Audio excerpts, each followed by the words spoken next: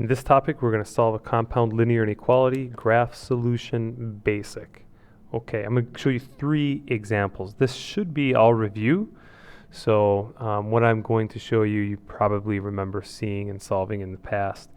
Example 1, let's say I'm given the following compound inequality, negative 16 less than or equal to 4x plus 4, and that's less than 28.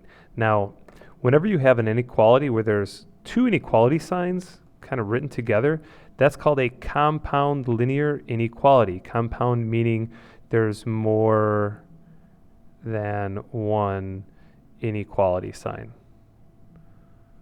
Okay, now this is a type whenever you have your variable kind of sandwiched in between the 2 inequality signs, this is called a compound and inequality. Okay, the way you solve these is you kind of work inside out. So I focus on where x is on the inside, and I want to get that x by itself. So if this were just a linear equation, I'd want to first subtract 4. So I'm going to subtract 4 on the inside, and then I'm going to put these lines, kind of keep everything organized where the inequalities are. If I subtract 4 on the inside, that means on this side of the inequality I'm going to subtract 4, and on this side of the inequality I'm going to subtract 4, and then I'm going to rewrite everything. So negative 16 minus 4 more is negative 20. The signs stay the same, and I get 4x on the inside because those 4's cancel, and the sign here stays the same. 28 minus 4 is 24. Now, to get the x alone, I just got to divide everything by 4, and again, since I divide 4 in the middle, I divide 4 everywhere else.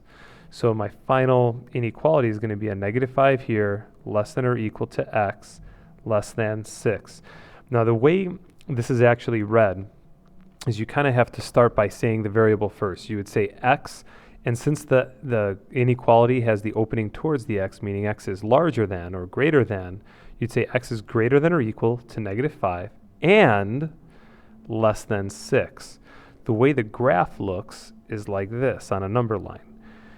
Usually we like to put the small number here and the larger number here, which means like the x values are all the numbers in between those small and large numbers. So if I had like negative 5 on the number line here and 6 on the number line here, since x is bigger than or equal to negative 5, that equal to bar means this would be a closed circle on the negative 5. Since x is less than 6, it'd be an open on the 6, and it could be any value in between. So that's how I would represent that in ALEX. Let's go to another example, example 2. Sometimes you'll get a compound and inequality that's written like this.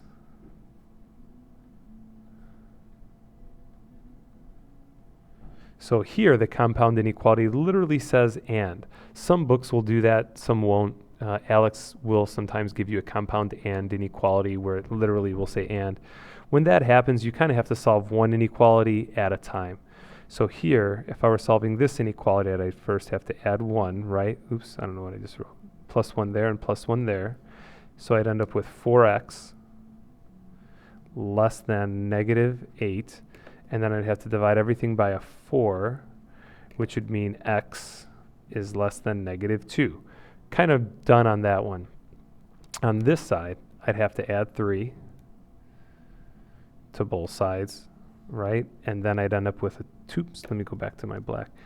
This now would be 2x, negative 3 plus 3 cancel, and I get greater than, what is that, negative 10. Now I got to divide everything by a 2, so that would leave me with a final inequality of x greater than negative 5. So this is going to be what I would write in ALEX as far as inequality, and then the graph would be like so. Negative 5 is to the left of negative 2.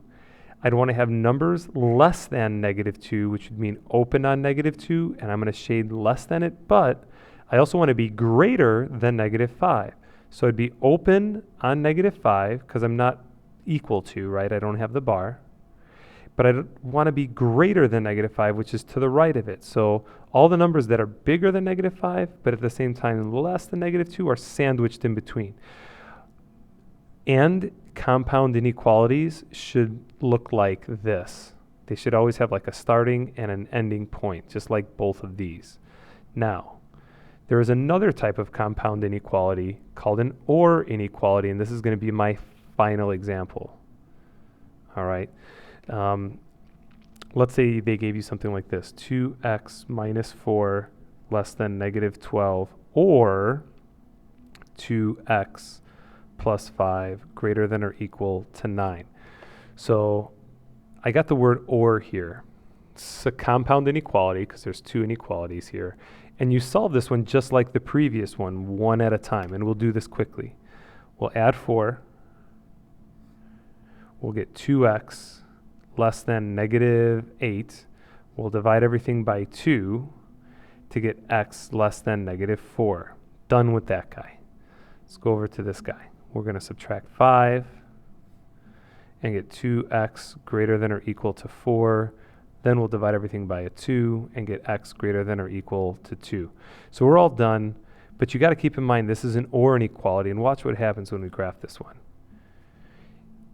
I want to have all values of x less than negative 4. So if this is negative 4, I'm going to have an open circle, so I don't use negative 4, but less than means I'm shading to its left. Or I can have x values bigger than or equal to 2. So 2 is somewhere to the right of negative 4. Since it could be equal to 2, it would be a closed circle, and greater than 2 would be shading to the right.